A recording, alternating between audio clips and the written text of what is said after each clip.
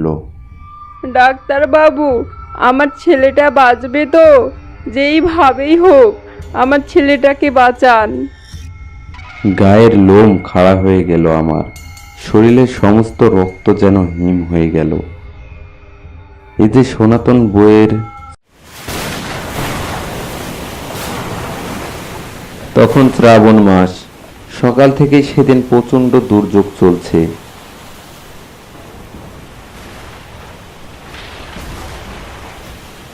সেই দুর্যোগে সারাদিন রোগী দেখে রাত্রেবেলা ক্লান্ত হয়ে ঘুমাচ্ছি।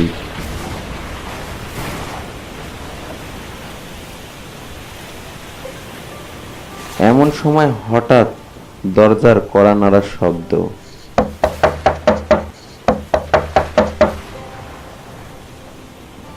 ঘুম ভেঙে উঠে বসে কেরোসিনের কুপিটা জেলে সাড়া দিলাম। কে? বাইরে থেকে কোনো উত্তর এলো না, তাই আবার জিজ্ঞেস করলাম, কে ডাকে? আমি সনাতন, দরজাটা একবার খুলুন না ডাক্তারবাবু। সনাতন বাতাসপুরে থাকে। কাল ওর স্ত্রী কলেরা হয়ে মারা গেছে, কিন্তু এত রাতে সনাতন আবার এসেছে কেন? তবে কি আবার নতুন করে কারো অসুখ করলো? এই অঞ্চলে ডাক্তার বলতে আমি একাই, কিন্তু ভাগ্যের এমন পরিহাস যে এই মহামারীতে একটি রোগীরও প্রাণ রক্ষা করতে পারিনি। সেজন্য কারো বাড়িতে যেতেও লজ্জায় মাথা লুকিয়ে রাখি। অথচ ডাক্তার হিসাবে রোগীর বাড়ি থেকে কল পেয়ে না গিয়েও সাড়া দিতে পারছি না।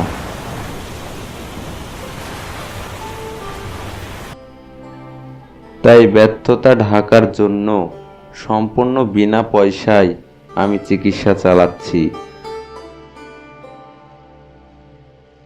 আমি বিছানা থেকে উঠে এসে সনাতনকে দরজা খুলে দিতেই সনাতন অন্ধকারের বাইরে দাঁড়িয়ে হাউ হাউ করে কেঁদে উঠল। ডাক্তারবাবু গো, ডাক্তারবাবু। কি হলো সনাতন, তুমি কাঁদছো? আবার কার কি হলো? আমার ছেলেটাকে বাঁচান গো। আমার এই একটি মাত্র ছেলে ডাক্তারবাবু, তারও হয়েছে। যেমন করেই হোক ওকে আপনি বাঁচান। বউটা গেছে, ছেলেটার মুখ চেয়ে বুক ধরে বেঁচে আছি। ও চলে গেলে আমাকে আত্মহত্যা করতে হবে ডাক্তারবাবু, নাহলে আমি পাগল হয়ে যাব। আমি সনাতনকে আশ্বাস দিয়ে আমার ডাক্তারি ব্যাগটা ওর হাতে দিলাম। ব্যাগ নিয়ে সনাতন বলল, আমি তাহলে এগোচ্ছি ডাক্তারবাবু, আপনি আসুন। ছেলেটা বাড়িতে একলা আছে। হ্যাঁ হ্যাঁ যাও, আমি এখনই আসছি। সনাতন এগোলো। আমি চালা ঘর থেকে আমার ঘোড়াটাকে বের করে আনলাম। তারপর ছাতা মাথায় দিয়ে ঘোড়ার পিঠে চেপে টর্চের আলোয় পথ দেখে বাতাসপুরে চললাম।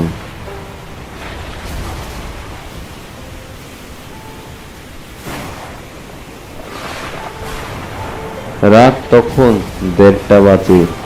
দুর্যোগ বেশি না হলেও ঝিমঝিম অনবরত চলছে বৃষ্টি, মাঝে মাঝে বিদ্যুৎ চমকাচ্ছে। গুড়মুড় করে মেঘও ডাকছে মাঝে মাঝে। বাবলা ও খেজুর গাছের গা ঘেঁষে আমি মেঠো পথে ঘোড়ায় চেপে চলেছি। কিছুটা পথ আসার পরে হঠাৎ মনে হলো, তাই তো, সনাতন গেল কোথায়? ও আমার আগে গেলেও পায়ে হেঁটে গেছে, কিন্তু আমি চলেছি ঘোড়ায় চেপে। এতক্ষণে তো ওকে ধরে ফেলবার কথা। যাই হোক, বাতাসপুরে ঢোকার মুখে একটা খাল আছে, সেই খালের ধারে এসে থামলাম আমি।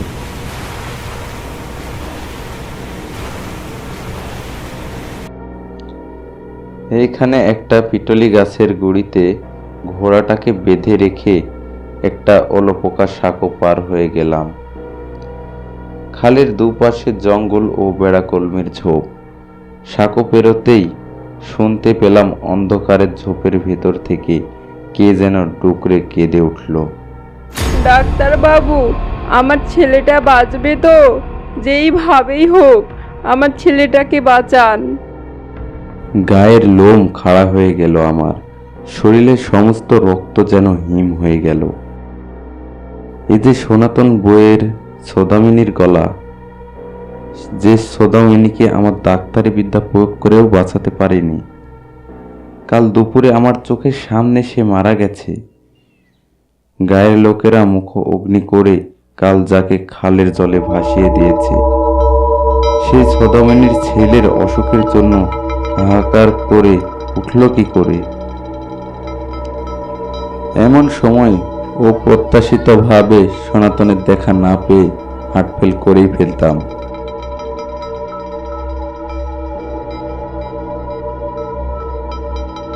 সনাতন একটা হারিকেলের আলো নিয়ে এসে বলল, তাড়াতাড়ি পা চালিয়ে আসুন ডাক্তার বাবু, ছেলেটা কেমন জানি করছে।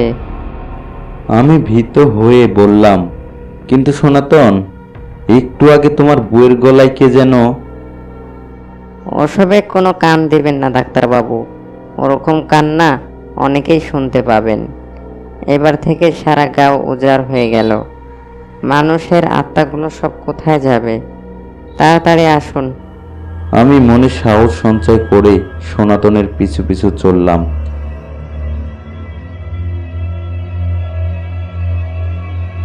কি জোরে জোরে হাঁটছে সনাতন।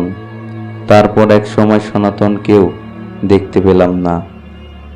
দেখলাম শুধু হারিকেলটাই মাঠের উপর দিয়ে ভেসে ভেসে চলছে। আমার তখনকার অবস্থার কথা বলে বোঝাবার মতো নয়। আমি মন্ত্রমুগ্ধের মতো আলোর অনুসরণ করলাম।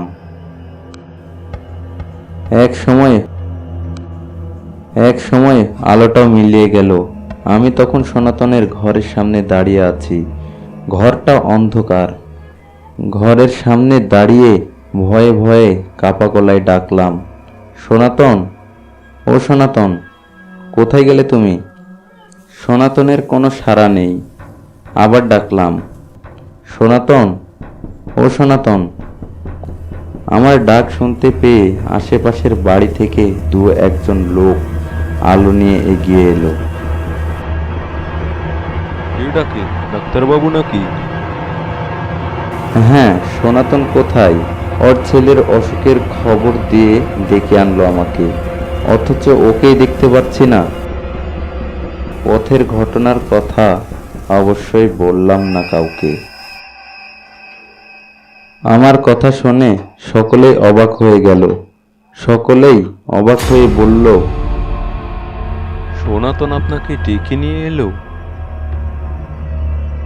হ্যাঁ, আমার ব্যাগটা যে বয়ে আনলো সে কি? আজ সন্ধ্যার সময় খালের ধারে রেখে এলাম তাকে। এই প্রচণ্ড দুর্যোগ, সন্ধ্যায় অসুখে পড়ে শেষ হয়ে গেল বেচারা। আপনাকে একবার খবর দেওয়ারও সময় পেলাম না।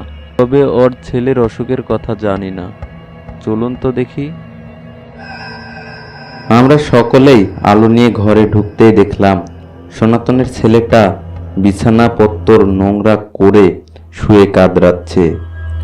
আমার ব্যাগটা সযত্নে বসানো আছে ওর মাথার কাছে। আমি যতটা সম্ভব ওকে পরিষ্কার করে স্যালাইন দিলাম, কিন্তু না, আমার এই চেষ্টা ব্যর্থ হলো। ঘন্টা খানেকের মধ্যেই মারা গেল ছেলেটা। সেই রাতটাই ওই গ্রামের একজনার বাড়িতে কাটালাম আমি।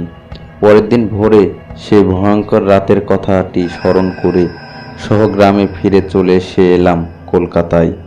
সেই থেকে আমি এখনো প্র্যাকটিস করছি। বাতাসপুরের সঙ্গে আমার আর কোনো সম্পর্ক নেই।